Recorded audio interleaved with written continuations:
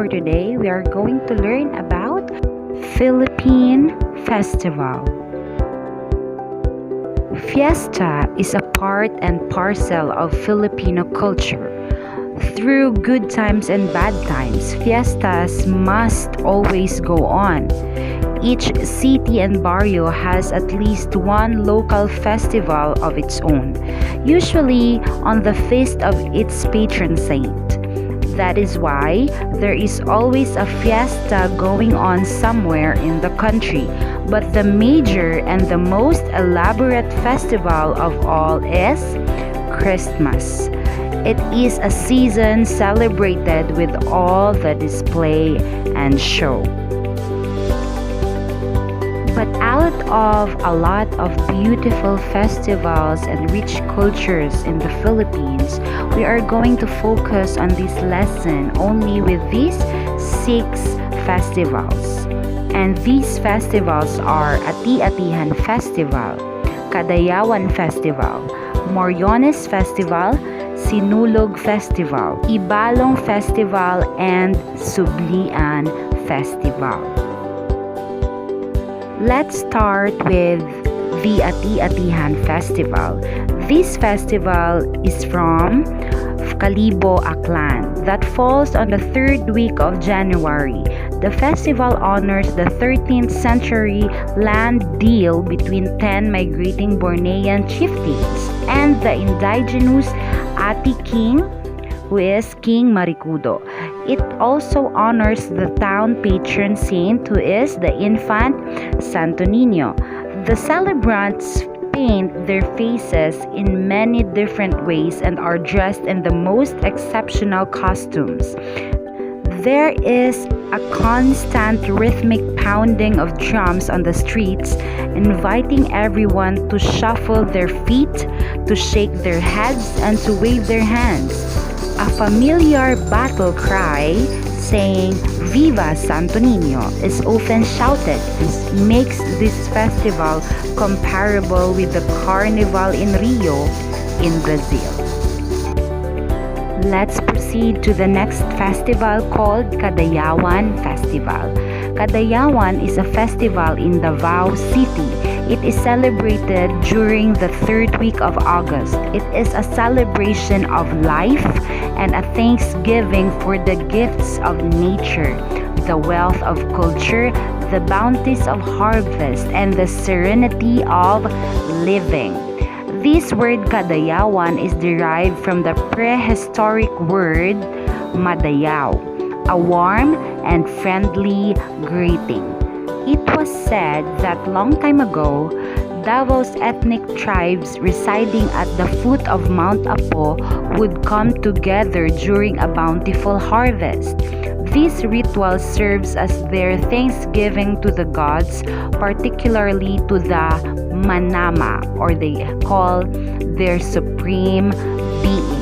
Fruits, flowers, vegetables, rice, and corn grains were displayed on mats as villagers give their respect and thanks for the year's abundance.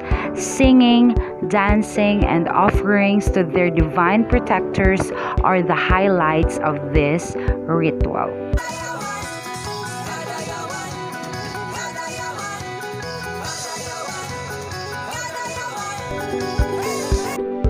Next festival is Moriones Festival. The Moriones Festival is a folk religious event held annually during Holy Week on the island of Marinduque. The word morion refers to the visor of the helmet that is associated with the armor of Roman soldiers. The word moriones refers to the local inhabitants who dress up in costumes and masks of Roman soldiers during biblical times. These costumed locals are farmers and fishermen who engage in a street theater as a form of penitence. For 7 days, from Holy Monday to Easter Sunday, the masked and costumed Moriones march around towns. The next festival is Sinulog Festival. The Sinulog Festival is one of the grandest, most distinguished and most colorful festivals in the Philippines. It is similar to Ati-atihan of Kalibo. The festival is held each year also on the third Sunday of January in Cebu City to honor the Santo Niño, or the child Jesus, who used to be the patron saint of the whole province of Cebu. It is fundamentally a dance ritual which remembers the Filipino people's pagan past and their recognition of Christianity. The festival features some of the country's most colorful displays of ceremony and pageantry. Participants clothed in bright colors costume dance to the rhythm of drums and native gongs.